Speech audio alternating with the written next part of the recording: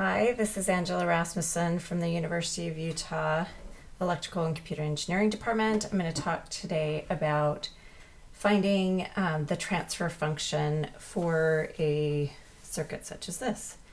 So for the transfer function, you're going to first move it to be in a final form. So in that case, it's going to be, the switch is going to be closed in this case.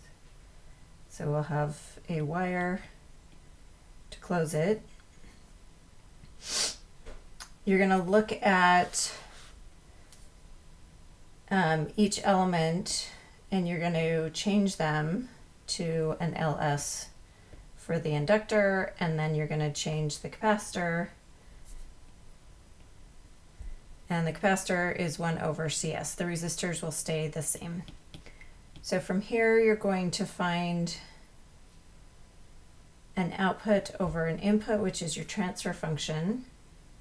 So we're going to assume our input and we're going to just leave it as a variable instead of a voltage. So we're going to change this to a variable. So I'll just call it Vn.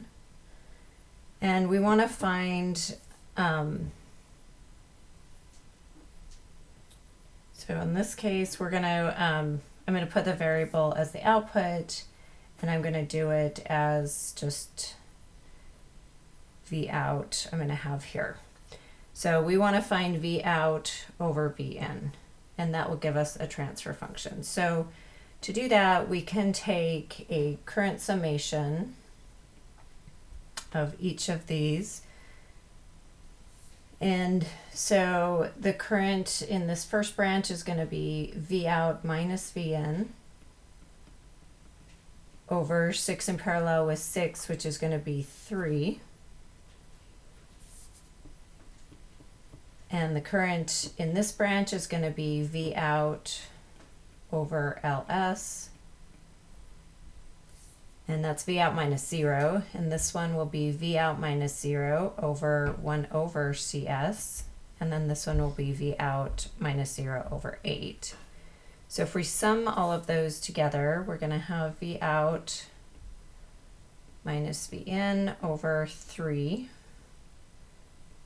V out over LS, and then this one is going to be V out times C times S, and then the last one is V out over 8 equals 0.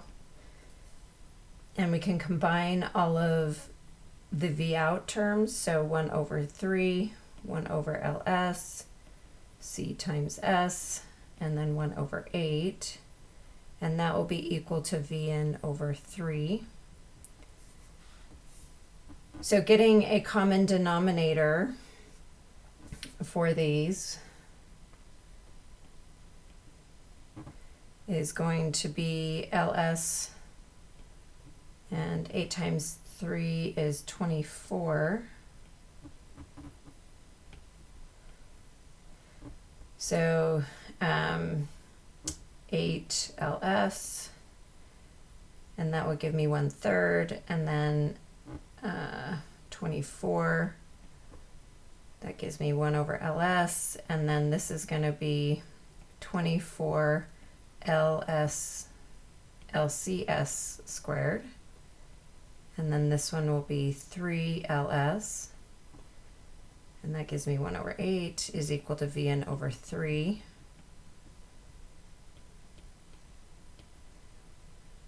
And then I can divide this over to the other side. So Vn over 3, and then we bring the 24 LS goes on the top, so this flips.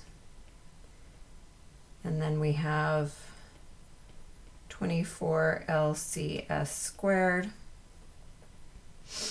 plus 11 LS plus 24.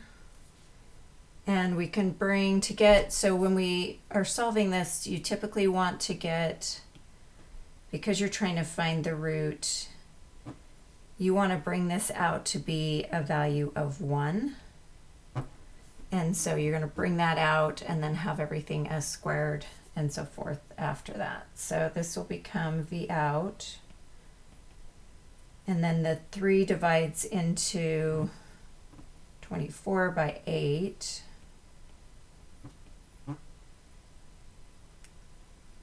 And this leaves, and then I'm going to bring that 24LC out. So this becomes S squared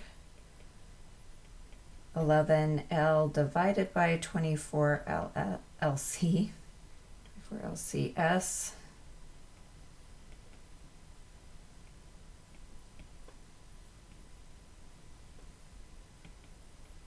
And then this will be 1 over LC.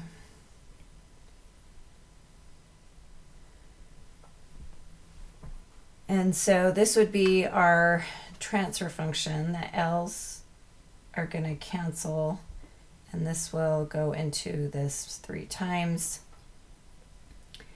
And then to get the transfer function portion, you want to just divide this Vn over this side. So you have V out over Vn, so there's not a variable on the right side.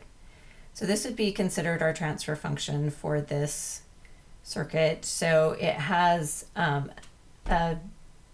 root at the origin, or a 0 at the origin, and then you have two values of roots in the denominator, and that's going to depend on the values of L and C.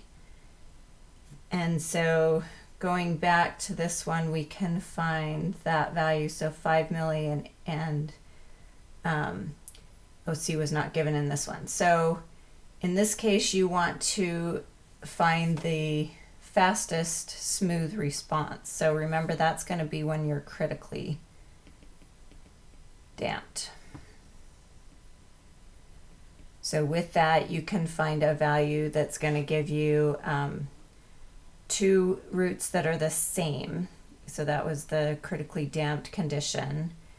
And we can see that we can get that by picking the right value of C to give us that one. So I'll go over that in a different video.